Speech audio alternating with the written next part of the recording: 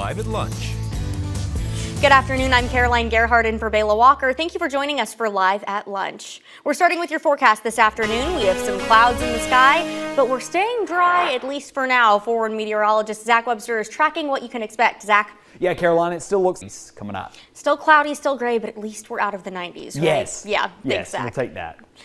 Well, today, an urgent manhunt is still underway in Kentucky. Police are searching for a gunman accused of randomly shooting at cars on a highway. 5 people were hit, but they're all expected to live. The suspect, Joseph Couch, is considered armed and dangerous. Christian Benavidez reports.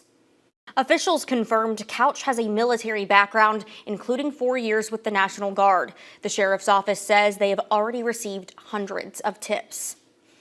Dothan police arrested one student on Friday after threats of violence toward a Dothan City school circulated on social media. Lieutenant Scott Owens confirmed to News 4 that one juvenile suspect is in custody. As a result of the investigation, the child was charged with making a terrorist threat in the first degree. Police say more arrests are possible as the investigation continues. To submit tips on this case, you can go to our website, WTVY.com. Police in Montgomery have also arrested a 13-year-old boy for threatening gun violence towards Montgomery Public Schools. MPD worked closely with the FBI to take the teenager into custody. He is being charged with making terroristic threats. His identity will not be revealed due to his age. It comes after threats were made to several Montgomery County public schools. Schools in the area are operating today on their usual schedules. Meanwhile, Autauga County Public Schools says it's also increased law enforcement presence at its schools today because of the rise in threats made across the state. This morning, Prattville police say no incidents have occurred, and the school system is excusing absences today if parents decide to keep their students at home. It's still unclear when classes will resume at a Georgia high school that was the scene of a deadly mass shooting last week. The principal at Appalachia High School sent a letter to parents and students on Sunday saying school leaders are trying to determine the next steps for students and staff. Students are able to retrieve their belongings from campus today. Over the weekend, community members gathered for a vigil to honor the victims, including Richard Aspinwall, who was a teacher and assistant football coach.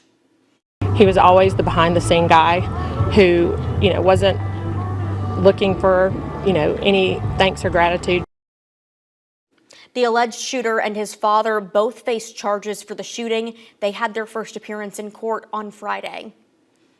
Today, the Biden administration is announcing a rule to expand insurance coverage for mental health and substance use disorders. The rule takes effect today. It says private insurance plans should provide the same level of coverage for mental health as they do for physical health. That would mean adding more providers to insurance plans and reducing red tape that providers currently have to navigate. The rule enforces a 2008 federal law that required equal coverage for mental health. Most provisions in the rule are set to go into effect for 2025 health plans. Both former President Donald Trump and Vice President Kamala Harris are making last-minute preparations ahead of their first debate tomorrow. Nicole Skenga has more details on the campaigns. Next on Live at Lunch, we're getting tips from the Queen of Clean on taking care of your favorite leather items.